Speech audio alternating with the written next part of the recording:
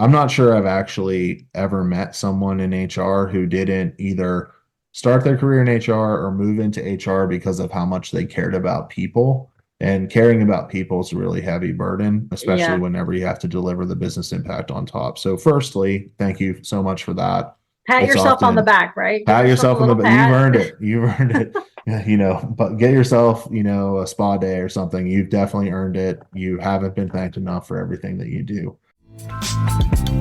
Welcome to the HR Huddle podcast, presented by Sapient Insights Group, the ultimate resource for all things HR. It's time to get in the huddle.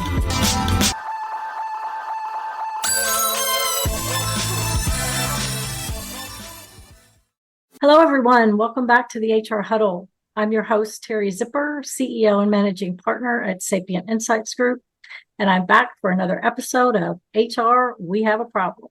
This is the show where we break down the big and relevant HR issues of the day. We help you make sense of what they mean, and we talk about what you might do about them. Joining me today is Jeff Smith. Jeff is the Chief Product Officer at 15Five.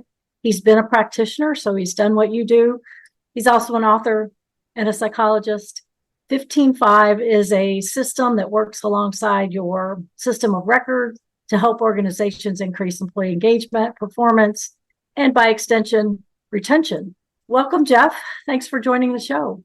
Yeah, thank you so much. 15Five is such fans of Sapient and the research that you all do, and I'm excited to get into this today with you.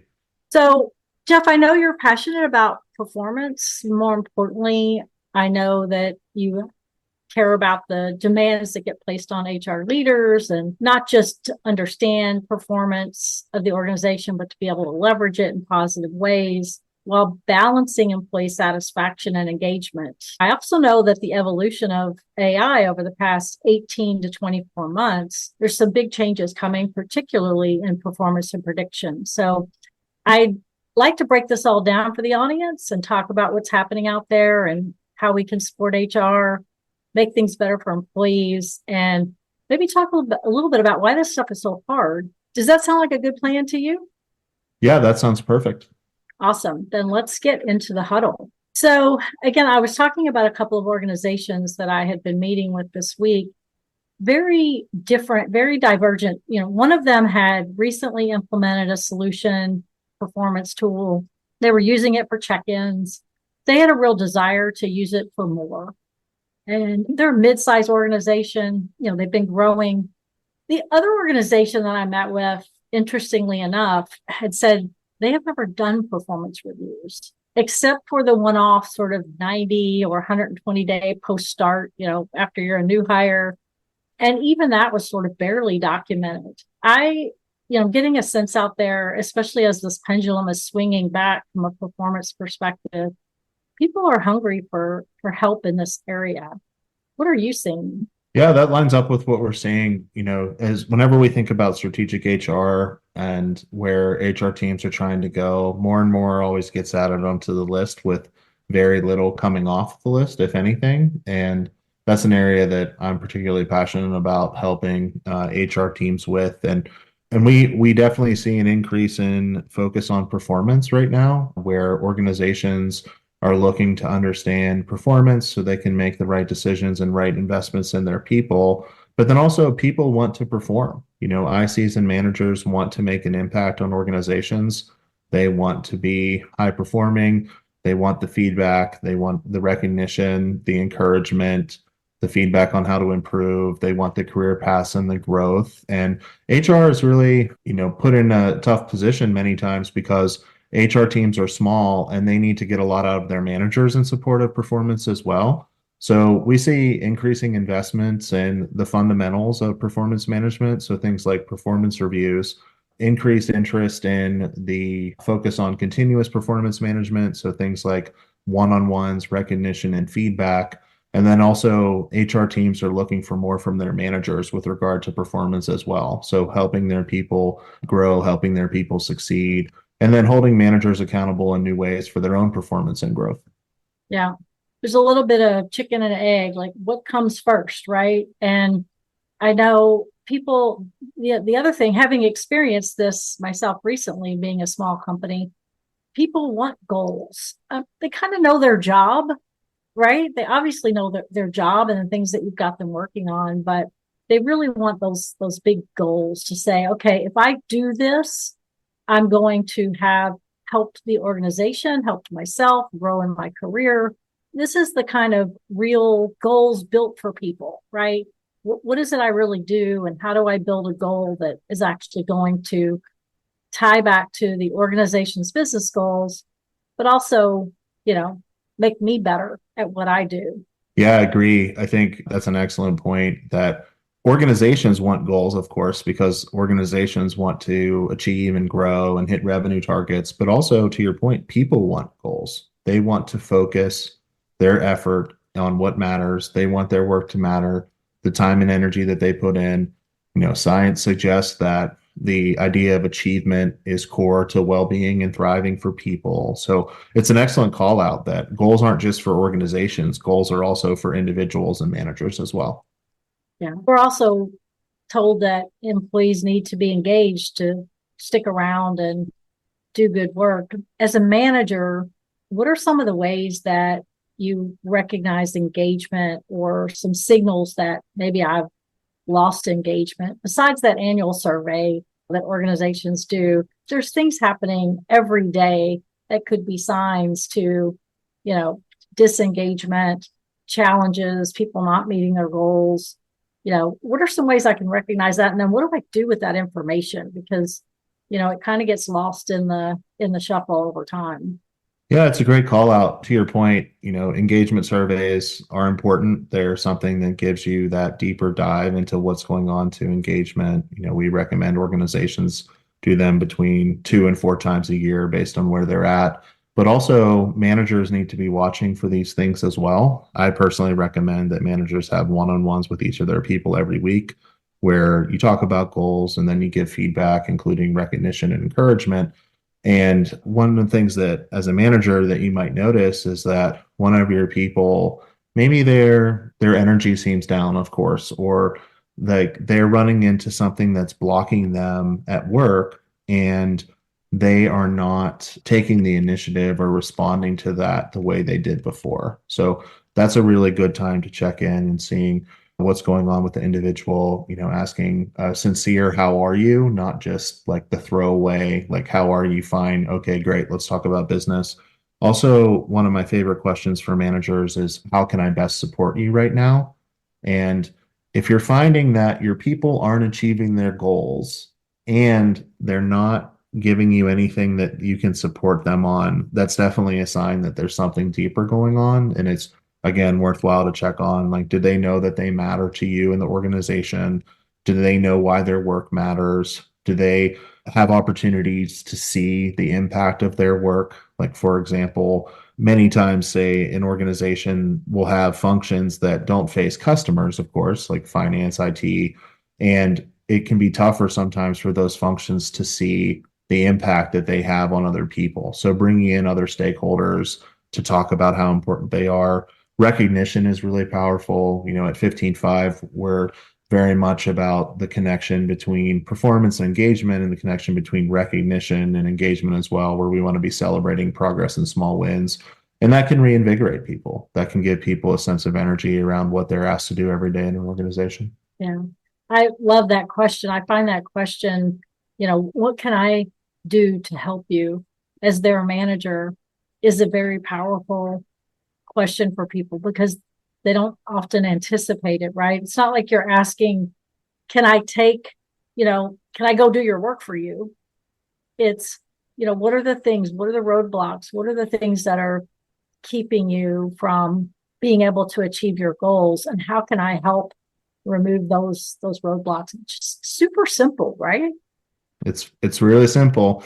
Yeah, I intentionally have included the word support in there and how can I best support you right now, because I want the person to know that, like, I believe in them, like that we as managers and leaders, we believe in their people. We want them to have autonomy.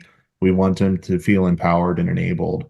And also, though, we want them to know, like, hey, I'm here to support you. Like, I'm here for you. So And the word best is in there too. So you don't get, like you said, drawn into, like, oh, I really want you to become my assistant, and right now is like a very focused on the immediacy, right? But you can only do the how can I best support you right now if you're talking with people regularly. Like if it's like, oh, I haven't had a one-on-one in 3 months, your Yeah. people will just won't feel the support that they need. Yeah. Not quite the same, right? Not the same at all. So, it is when I think about HR specifically, and they're kind of in this position where they're administering the process and they're also personally conducting the process on their own teams, right? So, how does HR kind of stay above the fray and not let themselves get torn between the strategy, which they have to build and develop, otherwise the process doesn't work, and the tactics of how you get it done? Because, they're just increasingly being asked to do more and be given more accountability for some of these things. Yeah, it's such a challenging question because, as you know, we talked about, many HR teams are small, and they, as you just said, they get asked to do more and more. I think part of it is, staying doing your best to stay focused on what matters most. Which what we found in talking with customers, and research supporting this as well from Sapient, as well as from Gartner and Gallup and others, is just staying focused on performance, engagement, and retention. I also think that it's increasingly important for HR teams to have data about those things and to be equipped with data, and then go to their leaders and managers elsewhere in the business and make sure that they see that data as well. Like, it's one thing for HR to be, begging people to do something like, hey, can you do this HR homework? And it's another thing to show them, like, hey, retention's a problem on your team. Just on your team, retention has cost us 750K this year in replacing people and lost productivity. And in order to avoid that, and you're higher, by the way, than other or parts of our organization, here are the three things that the data that we have suggest that we could consider doing, and the actions that you and your management team can take in order to address that issue. And being specific and surgical about that, instead of just, unfortunately, like the boil the ocean approach, I think allows HR teams to maintain their own sanity and not become just like the outsourced team that deals with any people related issue. And it allows them to truly partner and hold leaders and managers accountable for what you need from them with regard to people and performance. So really, to summarize, it comes back to like HR teams having that data, having the information that they need so they can take the right actions with the right people in their organization to see these things happen and have it not all fall on HR's shoulders. Yeah. Well, and at the same time, they're focused on what's the story. And oftentimes there's different stories, right? Like the one that you just described, the story to the manager, right? Here's how do I, help them, empower them with that data so that they can actually do something about it, right? It's one thing to be collecting all this performance information. It's another thing to be acting on it. And I think that's where a lot of organizations, fall down, is they that next step of, okay, how do I help people now take action, not just single people action, right? I've got to put this person on a PIP and now I got to deal with that. It's real action so that managers can build the best teams that they can possibly build. And I think some of that goes back to learning and development from a manager perspective, because not all leaders, managers are created equal. And at the end of the day, not everybody's going to be great about giving performance feedback and understanding and being able to articulate the message and what to do with that performance feedback. So I think that's the other side of the coin. HR has to be focused on how are we going to develop these people? We've given them the tools, we've given them the data. Now we got to help them to utilize it, to take advantage of it, to build those teams that are really going to deliver for the organization. Yeah, I couldn't agree more. Not all leaders and managers are created equal should be on t-shirts, right? For and but yeah, I couldn't agree more. And I think, it's very common in organizations for leaders and managers to be told things like you need to give your people more feedback.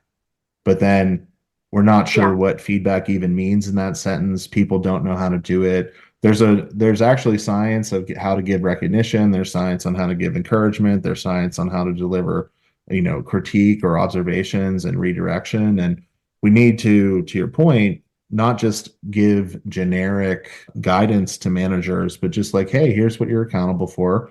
Here's how you do it. Here's what we expect. Whenever we say more frequent feedback, we mean you should be talking with your people every week or every other week, and you should be giving them the right mix of recognition, encouragement, and redirection and observations and critique. And that should be focused on their performance and helping them grow.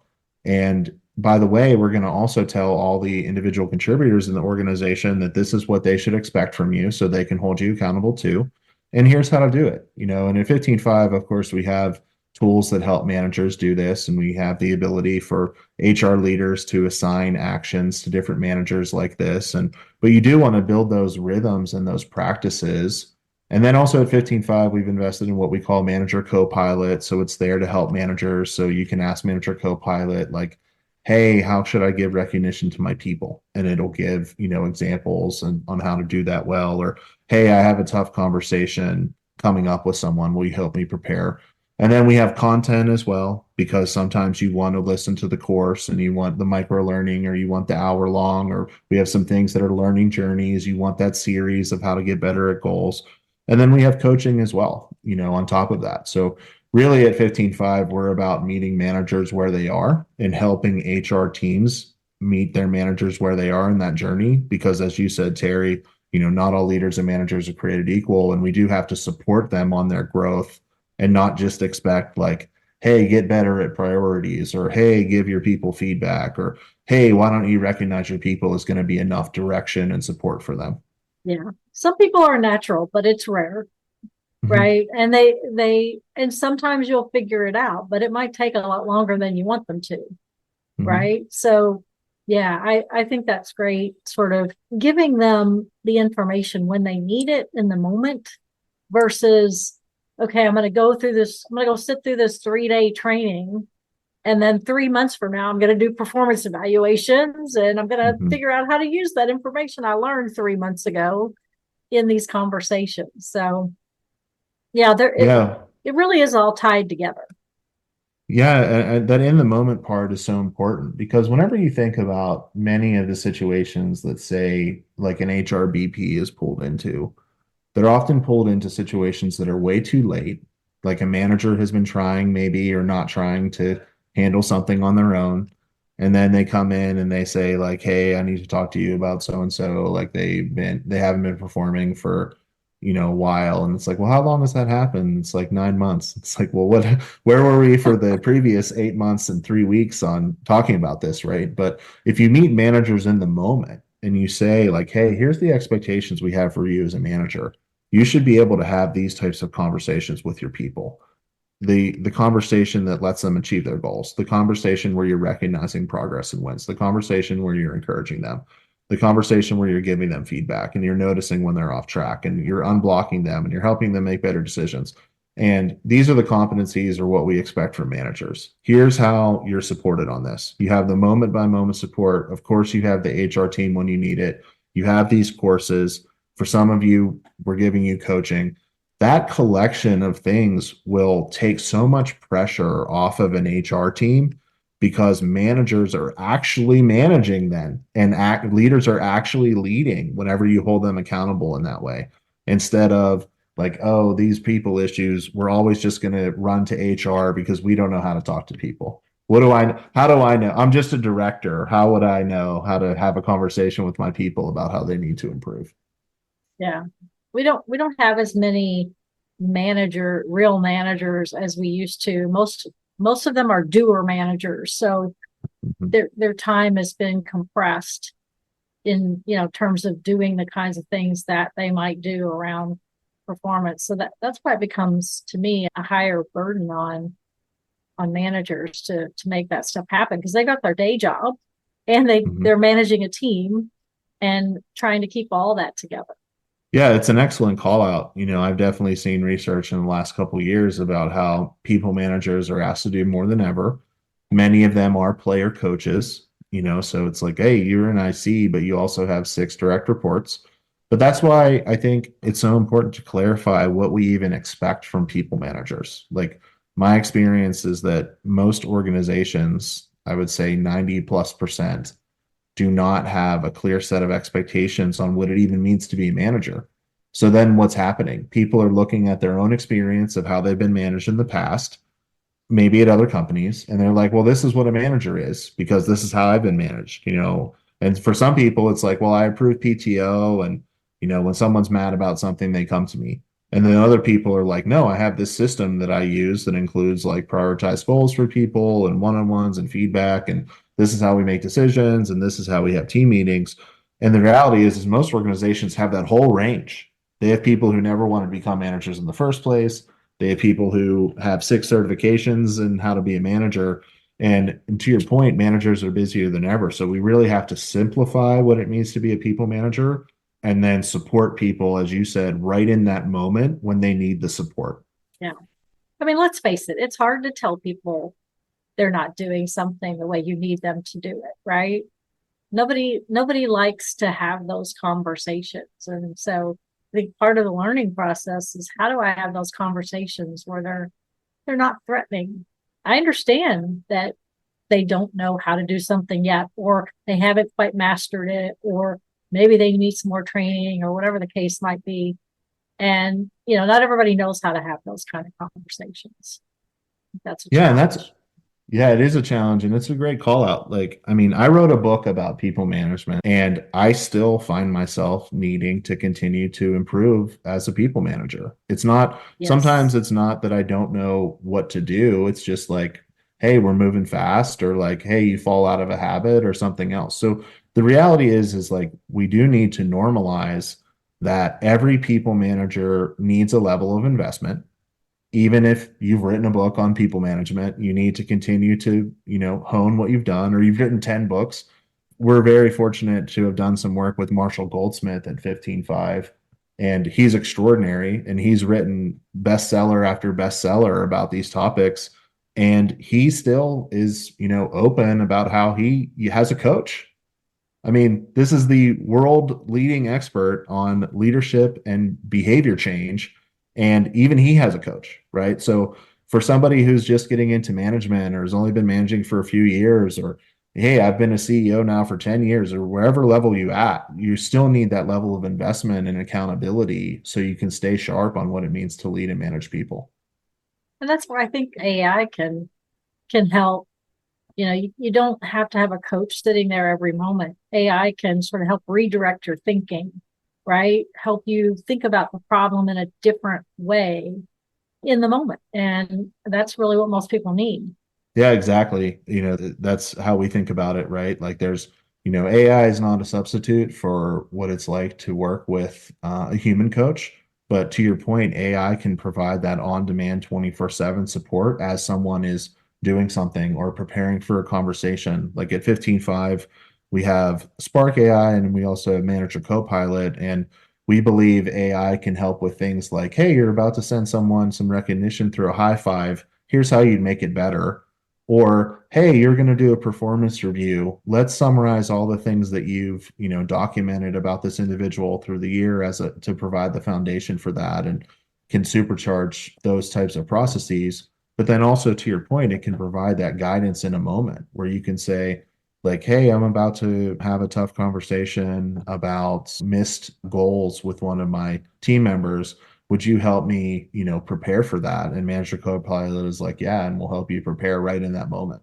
So then how do we take the data up a level? Because we now, as HR, have to translate the story to leadership. And what we found in some of our research is performance data is not really at the top of the list of things that organizations are providing to leadership on a regular basis. I don't know why. I don't know why. I don't know if that's because they don't have the data. They don't know how to tell the story.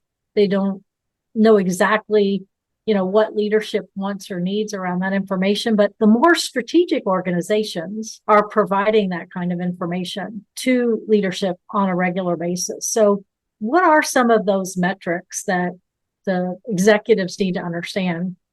Because this is really what's driving the business. I think people, you can think about performance as just being one, just making sure these people are doing the job. But at the end of the day, it's about if they don't do their job and somebody else can't do their job, then the organization doesn't achieve its goals. And I've got to tell leadership that, we're going to miss our numbers, right? Yeah. But yeah, it is a great call out. And some of, my favorite research from Sapient is about like the importance of metrics for strategic HR and how strategic HR, one of the things that's correlated with the right behaviors that drive business impact is just regularly reviewing metrics with other executive teams. So whenever I think about what should those metrics be, like we're definitely seeing that organizations are interested in performance, especially what's going on with their high performing employees. And that includes things like, again, performance from like performance ratings and are people flight risks, and other things that you can be measuring during performance reviews. It includes engagement because, of course, engagement is correlated with higher performance and business performance as well. It includes retention, especially regrettable versus non-regrettable turnover. Oftentimes, organizations will look at things like retention in first year as an example of like a way to break those things down or look at different demographic cuts. Organizations are also looking at compensation frequently. And importantly, many of these things, as we were talking about earlier, should be translated into the business impact as directly as possible, right? So, and then alongside that, 15.5 really focuses on performance, engagement, and retention and all the data and demographic cuts and looking at different groups and departments there and where should we take action and hey, what's the number behind the number on some of these things?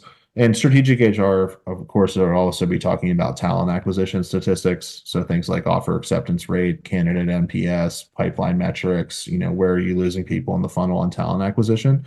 But if you organize things through as hey, we're looking at our employee experience and here's the parts of our employee experience that are going well, and here's the parts of our employee experience that are causing risk, then I think that coherent story is an exciting story for HR to be able to tell. Because many of the things that HR is exposed to are private and anecdotal, like telling the data story can be hard because it's like, hey, like we know things about this that we can't tell you about yet. But having that regular cadence of even here's the 7 to 10 metrics that we report on with regard to performance, engagement, retention, and talent acquisition metrics, and just building that as a rhythm can be really powerful. Yeah. I've done a couple of podcasts recently with chief marketing officers or chief experience officers. And, one thing I think about is take advantage of that relationship with them because they can help you with the story. Like we tend to be sort of the numbers people, like we're crunching the data. We're trying to figure out what's happening, talk to your marketing partner. It's not a spin. It's a way of, telling the story because every executive in that room is going to want to hear the story maybe a little bit differently. It's going to matter differently to the head of finance versus maybe the CEO versus, the chief technology officer. That story may need to be slightly different for each one of them to really resonate with, okay, we have a problem that we need to do something about, or, hey, this is great. Let's do more of that because it's really successful. Yeah, that's an excellent call out. And I think could be its own podcast episode, right? And even the words you chose in there, one of my favorite authors in this area is Nancy Duarte. And one of her books is actually called Resonate, for the reasons you described. And then she has another one called Data Story about telling stories about data. So if people aren't familiar with her work, definitely worth a look. And then to your point on partnering with marketing, one of the most important things I learned from the chief people officer at Bandwidth when I worked there, Rebecca, who was exceptional, was you do have to make it a thing. You have to tell the real story and not just assume that everyone's going to be as excited about these people services or people and culture or HR initiatives as you are. Like you have to talk about the impact. You have to show the data. You have to talk about what is and what can be, showing the vision, the before and after, like here's where we're going. This is why it matters, because you do have to tell that story. And then also, Teri, one of the points you made was so important around the importance of tailoring your message to the audience, right? And knowing what matters to that specific person whenever you're going in and you're saying, like, hey, your team's disengaged. And then the person's like, well, my team's hitting my numbers. Why should I care? Like you have to be Yeah. able to tailor the story on what matters to that individual. Yeah. We're people. We're not numbers, Mm-hmm. and I think that story needs to be told. And, I think one of the things they should be talking to leadership about is who are the amazing people in the organization, like, and what possibilities are we letting pass by if we're sort of not taking those people and letting them run with something, right? We don't always have to put everybody in a box and say, well, this is what they're good at. Let's send them off to do this.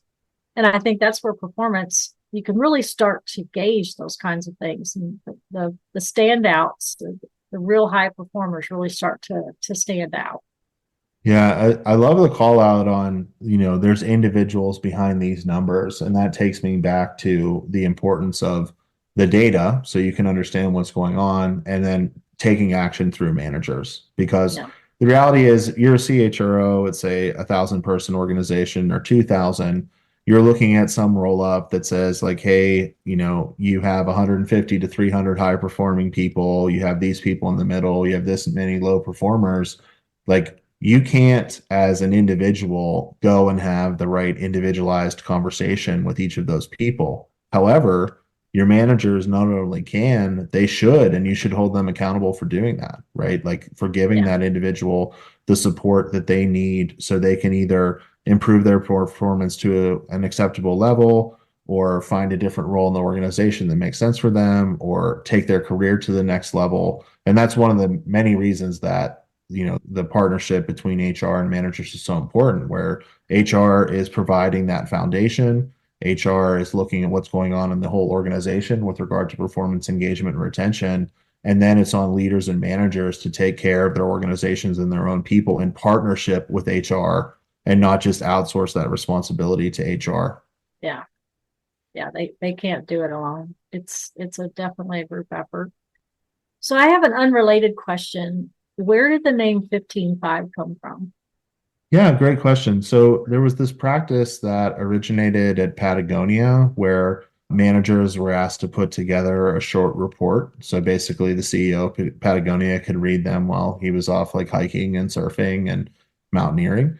And 15-5 really believes in the importance of that relationship between HR and managers, but also between managers and ICs. So the idea was that you could do this weekly check-in that took 15 minutes for an IC to complete, and then 5 minutes for a manager to review and comment on. And it really was intended to supercharge the relationship between managers and ICs by providing this regular structured rhythm of, we're going to talk about your goals and priorities. We're going to check in on how you are as an individual. We're going to provide wins and challenges and have conversations about that. If you're blocked, you have an opportunity to surface that. And then, hey, we're going to encourage this weekly habit of recognizing other people as well. So 15-5 is about bringing all those things together to support that personal connection as well as the performance on a weekly basis. I love that. It made me think this is a habit. You have to form it as a habit with people. It's like brushing your teeth. It's just something you've got to do if you want the organization to be successful. And so it has to be habit forming. Yeah. Yeah, agree. I mean, it's, effective people management is definitely a habit. It's a practice, right? Yeah. It's not, it's like yoga or running or something. It's not like, oh, I did that once and I'm good. And I would say the same thing about manager development as well. Like, as we keep talking about, like, even people who've been leading and managing for 20 years, 25 years, 30 years still have room to grow. Maybe not always as much on the knowledge side, but on the actual practice side is so important as well. Yeah. Is there any big evolutions of the product that we can expect to see coming out soon? Yeah, thanks for asking. We're really excited about some advancements that we're making in AI, like we talked about with things like Manager Copilot, but then also in what we call our HR outcomes dashboard, which allows organizations to look at performance, engagement, and retention and how those critical HR outcomes relate over time and what's going on in the organization. And not just look at the data, but also dive deeper and then take specific actions through managers in order to improve those outcomes. So, one of the things that we find is that almost every organization runs performance reviews, even if they don't call it that, like they do a version where people are getting assessed. Sometimes Yeah. it's for, things like making decisions about who, should get a promotion. Other times it's more focused on growth, but almost everyone does that. Almost everyone has a voice of employee program where they're getting feedback, but the challenge is not having data. It's looking at the data together. It's understanding where to take action and then actually taking the action and seeing the impact. And that's a key part of the investments that 15.5 is making in our platform right now, based on what we've heard from the market. That's awesome. Well, Jeff, what's one thing that you could leave the audience with today that they could go away and start to do to help them build this muscle around, either whether it's being better at creating my own goals or being better at helping other people to understand how they connect to their goals and just helping performance management process, whether it's personal or as a leader? Is there anything that you can tell them that, hey, you could go do this tomorrow and this would start you on this journey? Yeah, great question. So the first thing that comes to mind is I just want to express a lot of gratitude and appreciation for what is often thankless, which is how much HR teams really care about people. I'm not sure I've actually ever met someone in HR who didn't either start their career in HR or move into HR because of how much they cared about people. And caring about people is a really heavy burden, especially Yeah. whenever you have to deliver the business impact on top. So, firstly, thank you so much for that. Pat It's yourself on the often back, right? Give pat yourself a yourself on the little back. You've pat. earned it. You've earned it. But get yourself, a spa day or something. You've definitely earned it. You haven't been thanked enough for everything that you do. In terms of, something that you could get going on right away, we talked about this, but just like, look at your, HR calendar, the employee experiences you're providing. What are the ceremonies that you already have or could have that lay that foundation of data around performance engagement and retention? And ask yourself, like, are we getting the most we could out of those through our managers? Like, are we holding our managers accountable for taking the right actions out of things like performance reviews to help their people grow or improve? Are we asking our managers to take the right actions out of engagement surveys so they can help people where they need it? And think about not just like what additional things could we put on HR's back, but are we holding leaders and managers accountable at the right level for improving the performance and the engagement and retention of their people? And how might we better invest in that partnership instead of just going it alone? So it's extraordinary what HR teams are able to do and what they're asked to do. I regularly talk to HR teams and it's like, well, what do you have going on? And the list of things that is going on that's new is like 10 minutes of just recapping. And it's like, well, how many people do you have? And it's like 8, Yeah, and it's amazing. So thank you so much, but get more out of your leaders and managers as well and build that partnership. that's awesome. Well, I want to thank you for joining me today, Jeff. This has been a great conversation. I also want to thank our producers, the Brand Method Media Group, our marketing team, and I want to thank you for tuning in today. That's all the time we have for this episode of HR We Have a Problem. If you've enjoyed this episode, you can subscribe to it on your favorite podcast app. We'd love it if you'd leave us a review or send us a note. Tell us what other topics you'd be interested in hearing about. We'd love to get them on the schedule. We will be back in 2 weeks with another episode of HR We Have a Problem. Bye, everyone. Bye, Jeff. Bye, Terry. Thank you. Thanks, Sapient.